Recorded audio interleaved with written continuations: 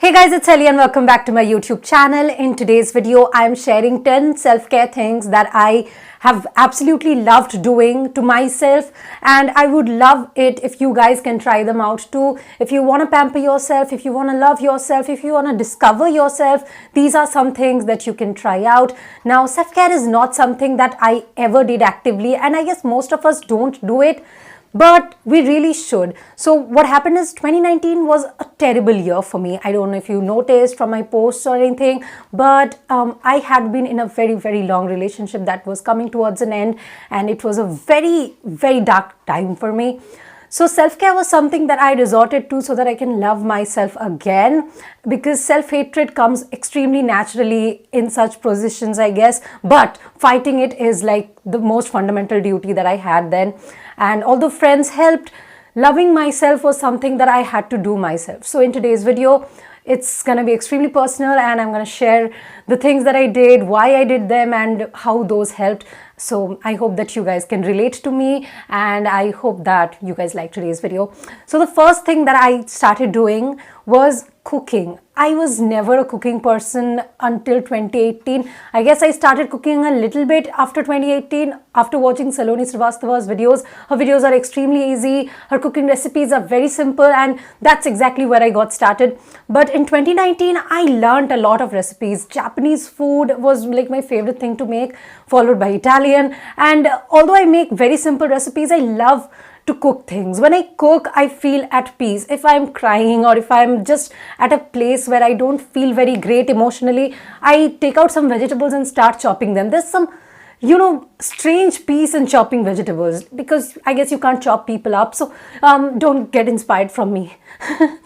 Overall, cooking made me feel very great. And one bonus tip: buy or make herbs at home and add herbs to your recipes. They just change the flavor of a recipe by miles, and I can't stress enough on how much I love this herb called basil. It's like a magic herb for me. And those of you who are into cooking are probably thinking that how basic I am, but those of you who aren't, yep, it's gonna change your life. The next self-care tip will be to start trying out new styles. I was never a person who bought dresses, but because I was feeling so much at turmoil inwards, I wanted to do something outwards that will help me improve my perception of myself, and clothes seemed like the best thing to do it.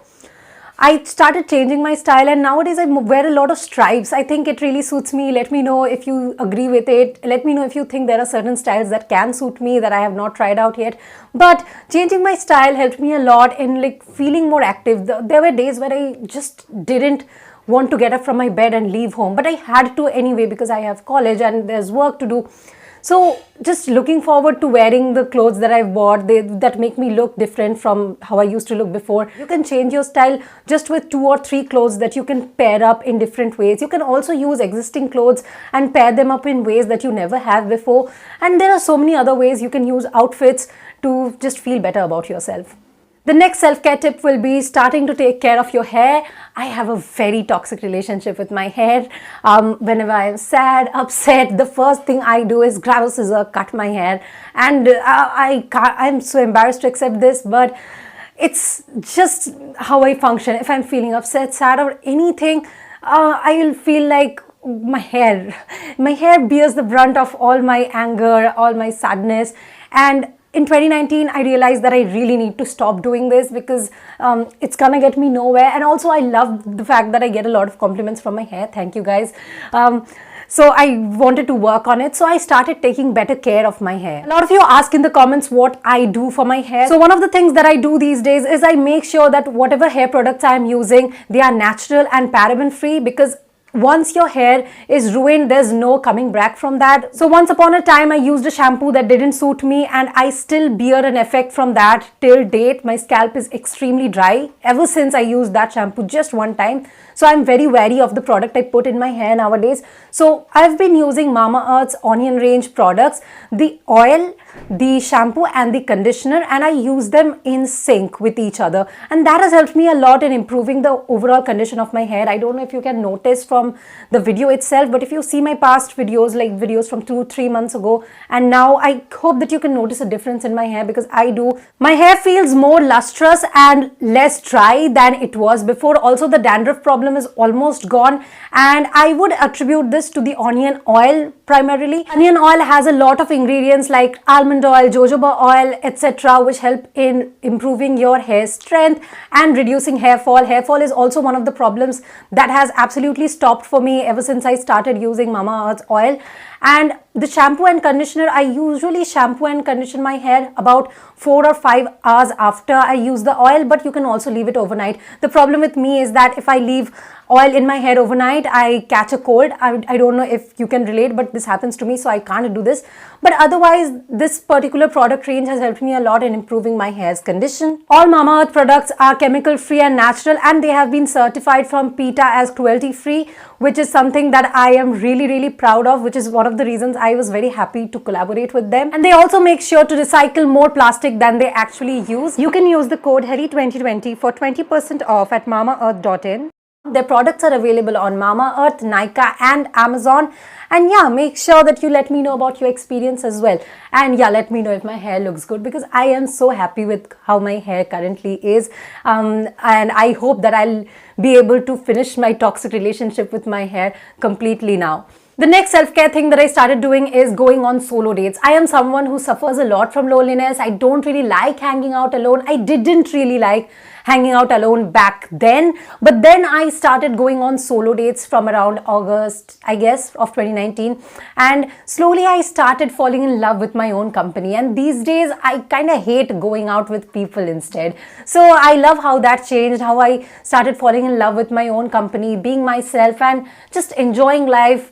I think one of the biggest things that we forget in the process of growing up is to be with ourselves, to learn how to be at peace with ourselves, because there's so much going on around us. But solo dates kind of reconnected me with my own self, and that's why it became so precious for me as a memory and as something that I regularly do now, at least twice a month.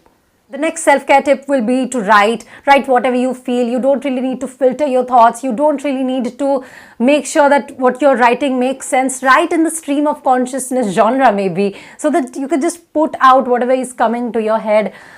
Just let it go. There's so much that is going on inside our heads when we are in bad times and times of turmoil that we kind of forget to let it out. And since it keeps piling up, and one day you just feel like you can't go on anymore. This feeling has become so overbearing sometimes, and only by writing did I feel better. These days I read those write-ups and I'm like, oh my god, this is such a mess, but I'm happy that I wrote them, because they helped me a lot in having a better understanding of myself, and also to just feel lighter overall, especially when I didn't have anyone to talk to. Next self-care tip is the simplest of them all, and it's the hardest of them all at the same time, and that is to ask for help if you need it. I'm pretty sure that there are times when you think that you just can't go on anymore. You just feel the weight of the world just crushing you down, and if you do, just talk to someone. It can be a friend, it can be a family member. You can even talk to a Facebook stranger in a group. There are so many support groups out there. Only if you are ready to ask for help, the world will give it to you. Although that's not the end means, you must make sure that you do ask for help. Don't close yourself, don't shut the world out, because after a certain point of time, it's going to get even more scary to go out again. So make sure that you ask for help. Next thing is obviously going to be reading. Reading has helped me so much, be it as audiobooks, be it as ebooks, be it as paperbacks, be it as hardbacks, no matter what format. The fact that I read books made me escape my reality for some time, and although I don't want to advocate an escapist ideology, reading books also gave me a lot of perspective, because a lot of times books had moments which I would love in my life. Books had situations which I was having in my life, and books had solutions for them too. And overall, I became a more empathetic person and a person who had a better understanding of themselves because I read books. So if you want to care more about yourself, just read books. And the kind of books you like is going to say a lot about your personality. The next thing is watch a lot of movies. I watched so many noir films. Specifically, I watched like 20 noir films in 2 weeks when I was extremely upset and I just didn't want to get out of bed, and it kind of got me back on track. Those 2 weeks were like one of the best 2 weeks of my life, and it was better than going on a vacation, watching like 2 to 3 movies every day almost. And noir films are like my favorite genre. Maybe I'll make a video later on noir films because they are so beautiful, but they are dark. They talk about this particular person, this femme fatale, and how this man, the protagonist, is going to end up so much worse, sometimes due to no control over his passions. And overall, although this trope is extremely repetitive, there's something beautiful about noir films that made me fall in love with it. Now you can watch different type of films. Next thing will be baking. There's something really nice about baking. I differentiated cooking from baking, because baking is something that you can do so easily. Earlier I used to try to make like these big cakes, which I never did well. So now I make these cupcakes, which are basically 1-minute mug cake recipes. There are a lot of nice recipes on this channel called Married Friends. I'll leave a link in the description below, and they're amazing. So the thing is, with these mug cakes, the best thing is that it just takes you a minute and a little bit of ingredients, and voila, something is ready. When I used to feel upset, I used to eat a lot of junk food, and that used to affect my health very badly. But when you just bake food at home, it's comparatively healthier. And a lot of times I used to make these cakes with atta instead of maida, so that also helped. Eating is one of these things that you do very obsessively when you're upset, but you have to keep a track of it. And because self-care is not doing whatever you want to just so that you feel happy momentarily, but also taking a little bit of care about what effect it is going to have on your future as well. So yeah, this was something that helped. And lastly, I started decluttering my room every day.